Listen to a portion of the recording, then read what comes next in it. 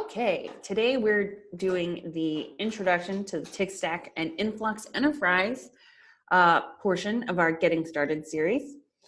I'm Katie. I'm a developer advocate at InfluxData. Generally, that means that I'm here to help you understand our products and answer all your questions. So let's go through our agenda for this morning.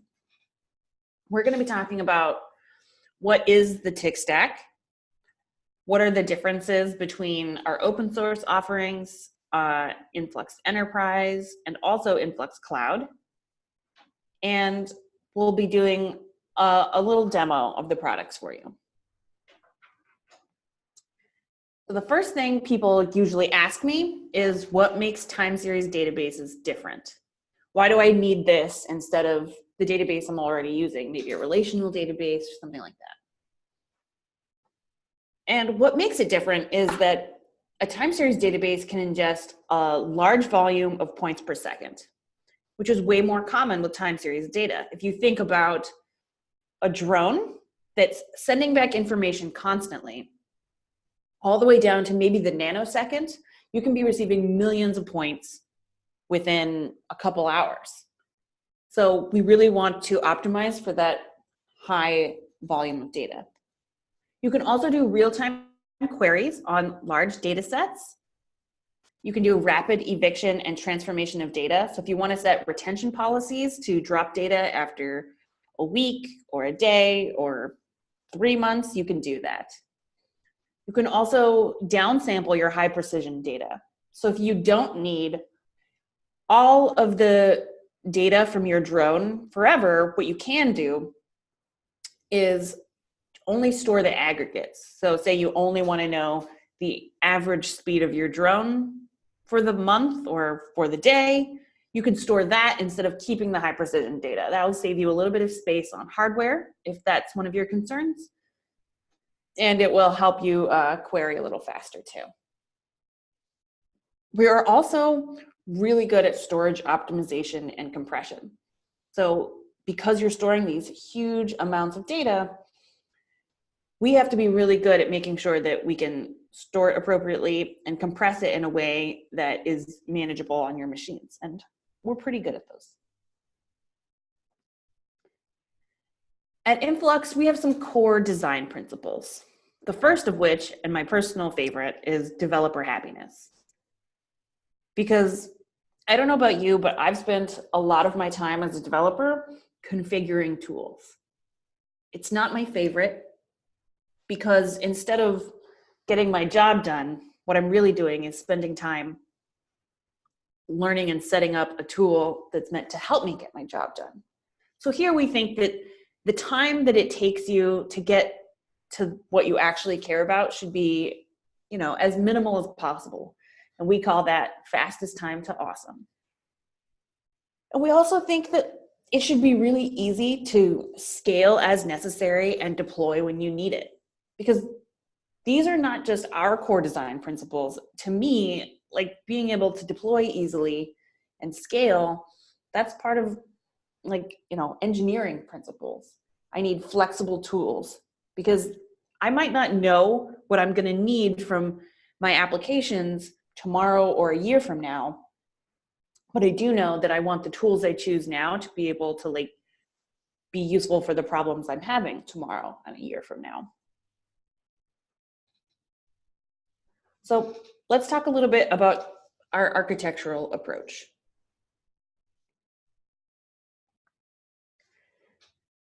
At Influx, we're focused on this life cycle of data.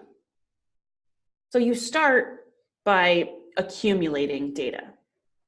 It's usually metrics and events. And you can see listed here a lot of examples. It could be, like I said earlier, from your drone that's sending back some information about its speed and location. Could be from your application telling you whether you're receiving 404s or how many people are visiting your site. Or it could be something like a message queue, like Kafka. We can gather any kind of metrics and events. But once you gather them, you don't just want to store them, but just gathering them and never looking at them again is not that useful. So after we've accumulated them, we want to do some type of analysis, whether that's visualizing with the dashboard, building an alert so that you know when some threshold has been hit, or being able to automate your system based on metrics. So you can think of this as if my drone is sending back data and I suddenly realize that the speed is 0, I might want to be notified because that probably means my drone is falling out of the sky somewhere. And then the next logical step is to take action based on that analysis. It is great to know what's going on, but as part of engineering, most of what we do is taking action based on what we know. So if I know that my drone hits a speed of 0, I've analyzed the data, I've gotten a notification that says, excuse me, your drone's falling out of the sky, I can take action. Whether that's to go, recover the hardware, or to maybe do some kind of reset and hopefully get it working again, or even just being able to investigate what caused it to malfunction. Those are all actions I can take based on this. And this is the life cycle of data that we care about when it comes to metrics and events. We want to collect it, analyze it, and take action. And we offer you tools to do all of those things. I feel like you knew this is where I was leading, but still. So we start with the accumulation portion, which is InfluxDB. That's our purpose-built time series database. If you remember back to when I was talking about why you would need a time series database, InfluxDB is really good at storing ingesting high volumes of data, storing it efficiently, and being easy to query. We also have a collection agent, Telegraph, which helps with the collection and reporting of metrics and events. Telegraph is a very simple tool that's entirely plugin driven, so it can connect to almost anything as long as there's a plugin for it. And it basically is just a pipeline for your data. I want to get data from point A to point B. Telegraph is a great way to do that. In the analysis portion, we have Capacitor, which is our real-time streaming data processing engine, which is essentially a way to detect anomalies, get notifications, or to otherwise transform your data as needed. And then Chronograph is the complete interface for the platform. It's also, you can build dashboards, you can visualize metrics, you can explore your schema, create users. And I often use Chronograph as a way to go in and help me visualize what my schema looks like and say, what's the shape of the data coming in? Do I need to worry about any of my devices or any of the patterns I'm seeing? And that is all our open source core. All 4 products are part of the open source. Also, we have commercial offerings. And the differences here, to me, are small. Influx Enterprise offers clustering, manageability, and some additional fine-grained authorization. And the only difference between Influx Enterprise and Influx Cloud is that Influx Cloud is the hosted version of Influx Enterprise. So it sits on AWS, and it's fully managed by our very capable team here at Influx. So here you can see another diagram of how these pieces go together. In the open source, you have access to every part of the stack, the same as you would in enterprise or cloud. The only difference is clustering on enterprise, and then cloud is the hosted enterprise. And you can see some of the configurations here, right? You can send database metrics to Telegraph, again, the collection agent. You can build alerts off of them with Capacitor, send those straight to Chronograph, or send them to InfluxDB. You have a lot of options for how you set this up. And what I like about it is that it's very modular. That's how I like to write my code. So it makes sense to me that this is how I would also want to kind of assemble my infrastructure, is just with the pieces I need. So for instance, if I wanted to use Telegraph to send metrics from MySQL to MongoDB, because I'm some kind of maniac, I could. Telegraph is not reliant on the rest of the stack to work. So you can use InfluxDB with a handwritten collection agent of your own. We also have dozens of client libraries in popular languages and some unpopular languages. You have more options than you'll know what to do with, I'll find. And because it's open source, if you run into any issues, you can always hit us up on our community site, or you can make your own PR. Why should you use the tick stack? The tick stack is really easy to use. Again, it comes back to this idea of developer happiness. It's easy to install, and once it's installed, it's easy to get started. It also has no external dependencies. So you can install each of these products with a simple binary, and that's all you need in order to get started. The tick stack also allows for metrics and events, which basically means metrics are regular. They come in an expected order and fashion, and an event is irregular. It's something you can listen for, but you don't know when it's going to happen. Many tools are limited by the type of data they can listen for.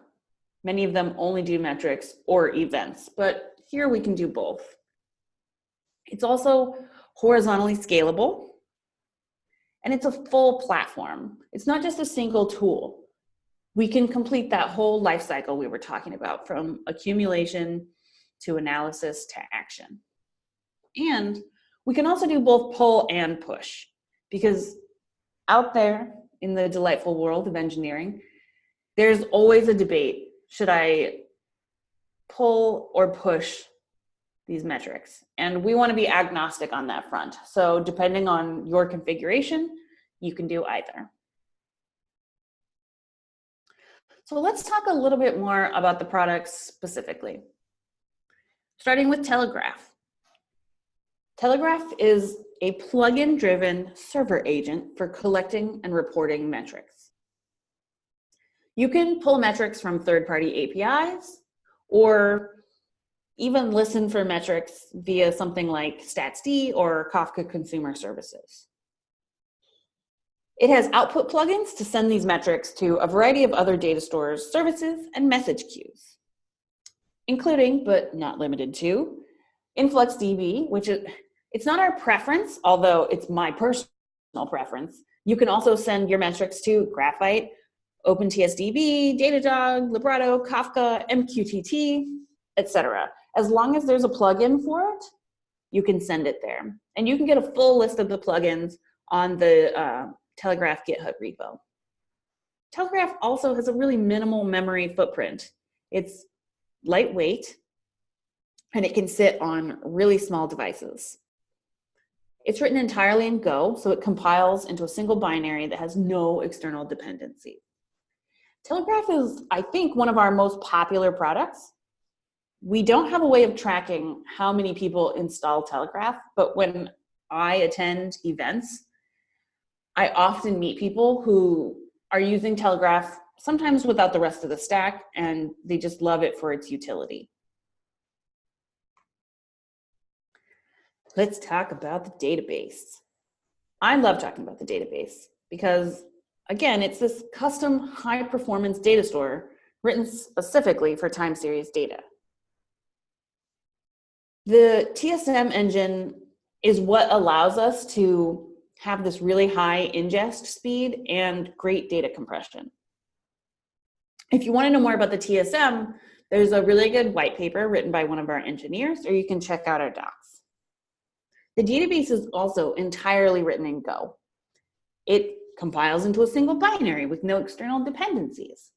We like that sentence because what it means is it's easy to install.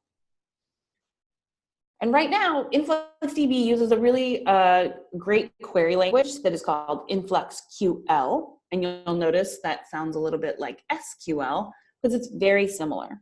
The only differences in it are what make it a little bit easier to query by time windows, which is important when you're dealing with time series data. And there are, in the schema of InfluxDB, a tag is what allows you to index something. So tags allow series to be indexed for fast and efficient queries. The database also has retention policies built in, which most databases don't, which means that you can efficiently auto-expire data based on your needs. And it supports ephemeral time series. You notice this is the 1+ over 1 billion time series with TSI. TSI is essentially a way of moving your index on and off of disk and into memory so that you can access data as needed when you have especially complex series. Again, if you want to know more about TSI, we have an excellent white paper on it, and it's in the docs, or you can always ask us. So when I talk to people about the database, a lot of times they ask, okay, well, you say high ingest, what does that mean? So here's what we mean. A low load for InfluxDB is less than 250,000 writes a second, less than 25 queries per second. It's cardinality around or under 100,000. And moderate starts hitting about the 500,000 writes per second mark. Over 25 queries per second and above the 100,000 cardinality mark. And when I say it can handle high ingest, what we mean is it can handle over 750,000 writes per second, over 50 queries per second, and over 1 million cardinality. Now you'll notice this category that says cardinality with TSI, it's always over 1 billion. We don't have a practical limit for what TSI tops out at yet because no one has hit it. But if you want to try, let me know because it's interesting. So along with that comes some hardware recommendations because the capabilities of the database are sometimes reliant on the hardware it's sitting on. So for a low load, you want around 4 cores, 4 to 8 gigs of RAM, and about 500 on the disk space. Now it does say this needs to be SSD. This is because that's just the direction the world's going. Just use SSD. So around 500 IOPS. Moderate is about 8 cores, 8 to 16 gigs of RAM, and somewhere between 500 and 1,000 IOPS. And high load, you would need above 8 cores, over 16 gigs of RAM, and maybe like 1,000 IOPS. Now, I will say that these are like the recommendations. There is often wiggle room. Some people use, really high hardware and don't hit the limits of it because that makes them, feel better about not hitting those limits. And some people sit on the low end and really stress test it. So there's definitely some interesting things to be done there. All right, Chronograph is our integrated user experience for the TIC stack. Essentially, it's this visualization layer where not only can you visualize your data, but you can use a GUI to explore your data. You can create and visualize queries. You can build custom dashboards using collected metrics and events. You can also create databases here, create users with different roles, and maybe most importantly, you can configure alerts from here. So long as you have a Capacitor also up and running, then you can configure the alerts from Chronograph easily, set up the rules. I'll show you how later on in the demo section. And then you don't have to interface directly with Capacitor if you don't want to. It also has rapid time to value. There are pre-built dashboards that you can go in and use you can get value from them, but you can also use them as a bit of a template to understand what kinds of dashboards are useful. And then you could also create additional Capacitor tasks outside of alerts if you wanted to create something more complex or set up some data transformation. You could do that from there. Well, since we've mentioned Capacitor, Capacitor is our open source data processing framework that makes it really easy to create alerts, run any data ETL jobs, and detect anomalies. Probably its most common usage is alerting and then downsampling data from InfluxDB. Like I mentioned, downsampling is when we take high precision data and summarize it into various aggregates. So if you only want to know the averages, then you can store those instead of taking up the space to store all the high precision data. You can also query data from the database on a schedule. So the database has an option called continuous queries, which does something similar. One alternative to that is to use Capacitor to schedule these queries, which will offload that resource usage from the database and onto Capacitor so you can leave the database available for other work. Capacitor is really good at performing data transformation and enrichment. You can then store your transformed data back into InfluxDB. So it's easily part of this lifecycle. You can send data to Capacitor for transformation and then send it right back to the database for storage. You can also add custom functions to detect anomalies because you know your data better than anybody and you know what you're looking for. So if you can write a script that helps you detect the anomalies that you're looking for, you can easily integrate it with Capacitor so that your code is what is doing the detection. It's also compatible with Prometheus scrapers if you're a Prometheus user, and it can be integrated with lots of third-party tools like HipChat, PagerDuty, Slack, etc. We also want to talk about Capacitor's performance a little bit since it's doing so much of this data transformation. So a low load for Capacitor is under 10 tasks, under 100,000 writes per second, and under 100,000 cardinality. Moderate is over 100 tasks, over 100,000 writes per second, and over 100,000 in cardinality. A high load is over 100 tasks, over 300,000 writes per second, and over 1 million in cardinality.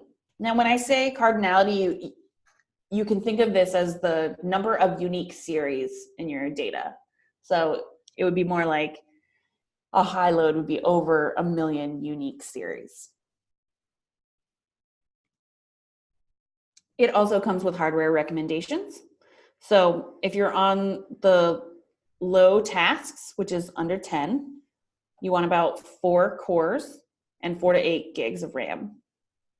Moderate, which again is under 100 tasks, needs about 6 cores and 8 to 16 gigs. And high, which is over 100 tasks, needs at least 8 cores and 16 gigs of RAM. So let's talk about some of the differences between the open source, which is everything I've just covered, and Influx Enterprise. And the main difference is the ability to cluster InfluxDB. And the reason for this is high availability and scalability. If you always need your InfluxDB instances to be available, then you need enterprise. Or if you need to scale out like crazy, you probably need enterprise. This is generally just a way of ensuring that your data is always available when you need it.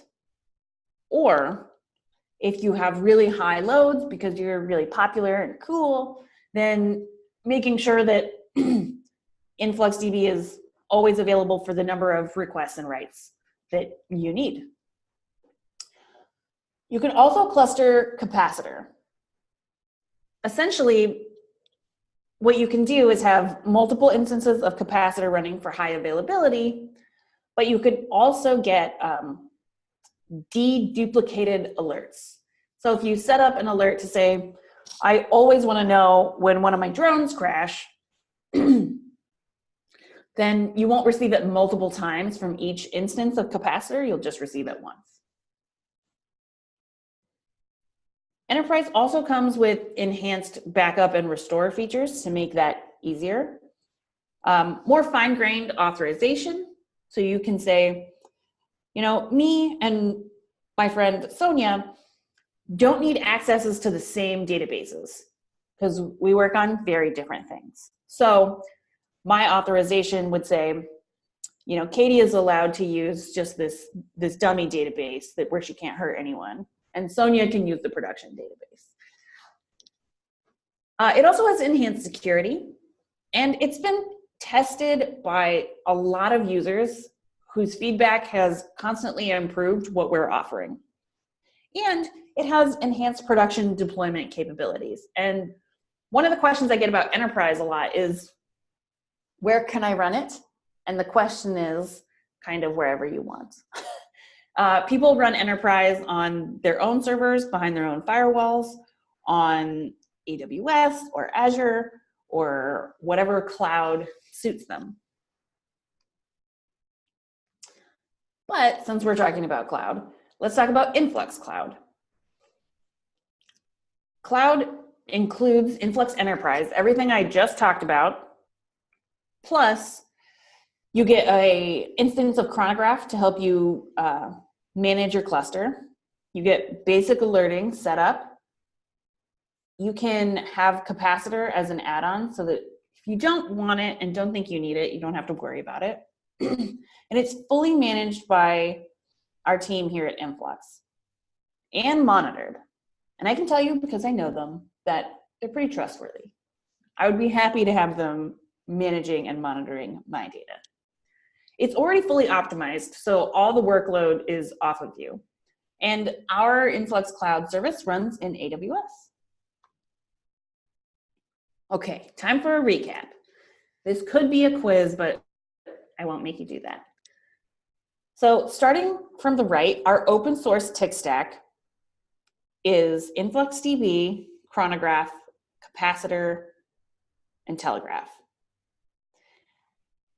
This open source core is extensible. It supports regular and irregular data, both metrics and events. It can be run on the cloud or run on-prem.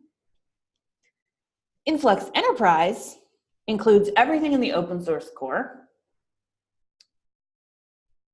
And on top of that has high availability, scalability, has more advanced backup and restore. It also comes with complete support from a pretty amazing team. It can run on any cloud or on-prem. And Influx Cloud is everything in the open source core, high availability, scalability, advanced backup and restore, complete support, and it's managed by InfluxData. It runs on AWS, and it cannot be run on-prem because we're already running it on AWS for you. Okay, so what I am going to do is open up Chronograph and kind of show you a little bit about what's going on here. So this is kind of the landing page. For Chronograph, you can see some of the alerts I've set up in the past. So if I were getting a ton of alerts, I would see them straight away. This left navigation bar is the most important piece here.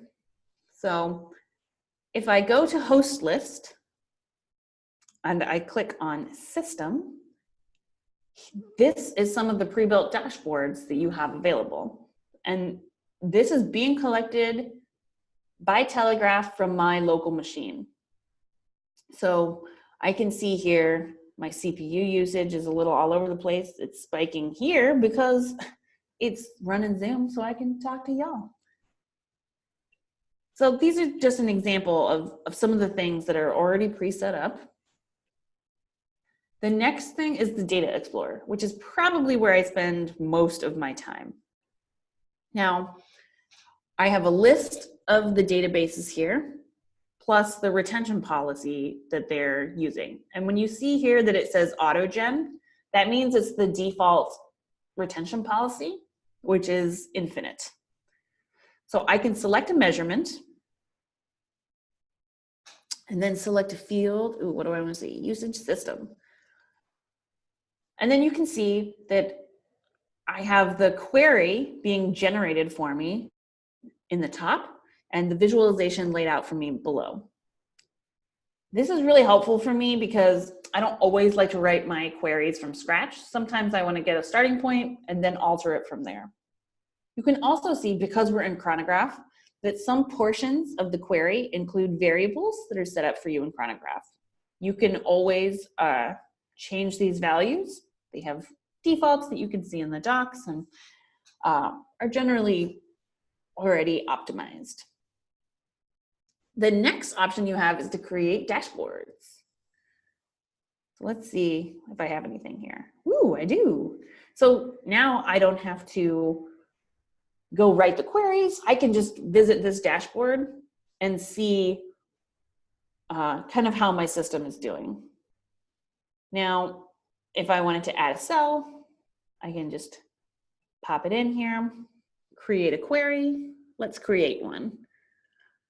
Let's see. I don't know what some of these mean, I'm going to be honest, but that's why I stick to memory and CPU. Let's say memory free. Cool. I can also change the type of visualization here. So let's say that this isn't the right type. I could have a stacked graph, a step plot, a bar graph, which probably doesn't make as much sense for this. A line graph plus a single stat, which again, this is not really the right type of visualization for this, but I want you to be able to see them. One that is just a single stat in case you just want a numerical value. A gauge, which is kind of my favorite. And we also have table graphs, which again, this is not a good use case for, but I want you to see them all. And there are lots of things to customize as part of your visualization. You can change the color scheme. You can change the title of the y-axis. There's a lot you can do here. So just something to keep in mind. And you can also access your own template variables from here, so you can set up your own. The next section is alerting, which is where you can create your rules for Capacitor. So I'll show you this very easy setup here. I can basically name my rule, choose what kind of alert it is. Is it a threshold? Is it a relative alert or a dead man switch? Then I just choose my database. I choose the measurement in field that I want to alert on. And then I choose the value for the threshold. And I say, I only want to know when it's over 10. And you can see here that it's already highlighting for me in the data that it has available how often this happens. So say I put in this value, and you can see that I'm going to be getting a lot of alerts if this is the rule I set up. So then I can say, do you know what? Maybe I only care when it's over 15. That's a more manageable number of alerts because it's not happening as often. And then you can also configure your handlers from here. So if I want to send it to Slack, I click that, and then it says, hey, you haven't set this up yet. Then you can run through your Slack setup from here. And then all you have to do is save the rule. There's also an admin page where you can create databases, create users, and see a list of running queries. And then lastly, there's the configuration page where you can set up the capacitor that you're using for your alerts and add more connections. So that's the basic run through of how you access the full stack from Chronograph. If you're interested in seeing how enterprise gets set up, it's super simple, and I recommend contacting us so we can show you better how to do it. We also just replaced my friend Margot's name here with Katie, K-A-T-Y, and you'll have the right email address. You can visit us on our community site where we answer lots of questions about what's the best thing to do with your open source instance or whether or not you need enterprise. You can visit us at any of our time series meetups. We have a regular one in San Francisco, Chicago, New York, Boston, Denver, and more. So that's all I have to share for today. I think that hopefully you've got a good feeling for what it is you might need, and let us know if we can help you anymore.